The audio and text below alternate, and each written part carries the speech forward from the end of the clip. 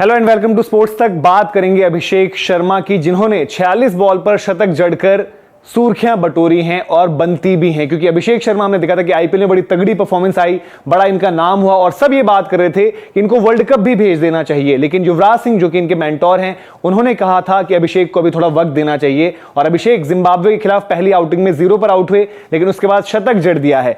अब ओपनर्स की चॉइस में एक कंपटीशन है जहां पर शुभमन गिल, यशस्वी जायसवाल और अभिषेक शर्मा हैं। इन तीनों में से ओपन कौन करे भारत के लिए, ये सवाल चल रहा है। तो आप भी कमेंट सेक्शन में अपनी राय दर्ज करें, इन तीन खिलाड़ियों में से कौन होना चाहिए ओपनर। और यशस्वी जायसवाल भी अब जिम्बाब्वे क्योंकि पहुंच चुके हैं, तो अगले मैच में ही ये कॉल टीम मैनेजमेंट की रहेगी कि भाई ओपनिंग कौन करे। शुभमन गिल जो कप्तान है, वो सीरीज से पहले कह चुके हैं कि मैं बतौर ओपनर खेलना चाहता हूं इंडिया के लिए T20 फॉर्मेट में। वो साफ अपने इरादे क्लियर कर चुके हैं।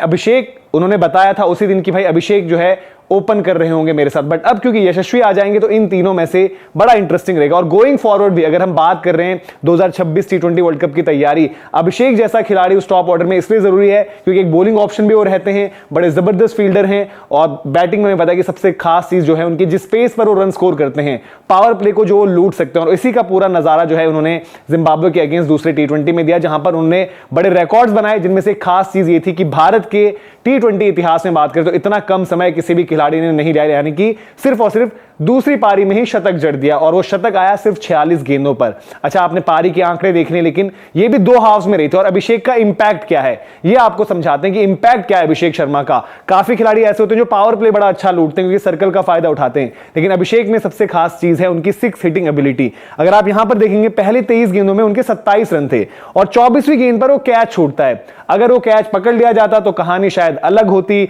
नैरेटिव अलग सेट होता अभिषेक शर्मा के बारे में, पर वो कैच छूटा और अगली 23 गेंदों में अभिषेक ने 73 रन बनाए, जिनमें 7 छक्के लगाए और 5 चौके, यानी कि 62 रन जो उनके आए वो चौके छक्कों से आए। और पावर प्ले के बाद भी इस तरीके की हिटिंग जारी रखना, क्योंकि उस वक्त पर भारत का स्कोर था 8 ओवर में सिर्फ 49 रन और लग रहा था कि शायद ये मैच भी 150-160 वाला होगा, लेकिन अभिषेक की इनिंग से जो भारत को इतना आगे तक लेकर गई और उन्होंने ये इंश्योर किया कि भाई विनिंग टोटल के बिल्कुल पार आपको लेकर चले जाएं।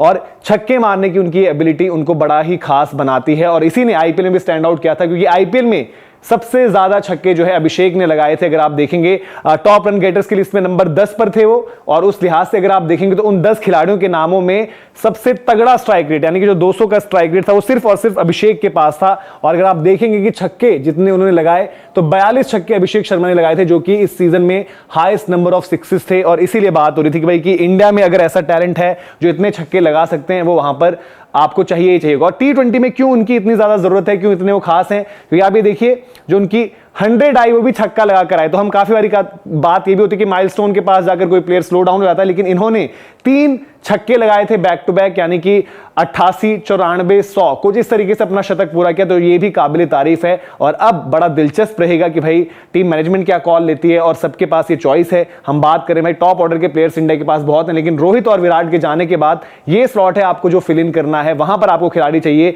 उसके बाद में आपके पास खिलाड़ी मौजूद हैं, लेकिन 1, 2, 3 अब क्या ये भारत के 1, 2, 3 इस तरीके से आपको दिखेंगे? शुभमन गिल, यशस्वी जायसवाल और अभिषेक, इनमें से आपकी चॉइस कौन है कि कौन ओपन कौन करे? काफी लोग कह रहे हैं कि यार यशस्वी और अभिषेक ओपन करें, शुभमन 3 हो जाएं, लेकिन शुभमन कह चुके कि मैं ओपन करूंगा। या फिर ऐसा आपको देखने को मिलेगा कि शुभमन, यशस्वी ओपन कर रहे हैं और अभिषेक 3, एक ऐसी स्ट्रेटेजी जो शायद इंग्लैंड ने अपनाई थी जॉनी बेस्टो, एलेक्स हेल्स और जेसन रॉय के साथ। तो कमेंट सेक्शन में अपनी राय जरूर आप दर्ज करें और आप भी बताएं कि अभिषेक को आप इंडिया के लिए 2026 के लिहाज से, जब सारे खिलाड़ी वापस आ जाएंगे जो हमारे वर्ल्ड चैंपियंस बनकर आए हैं, तब उस 11 में आप किस पोजीशन पर खेलते हुए देखना चाहते हैं। वीडियो इन्फॉर्मेशन पसंद आई हो तो लाइक भी करें, शेयर भी करें। स्पोर्ट्स तक को सब्सक्राइब नहीं किया तो सब्सक्राइब जरूर करें।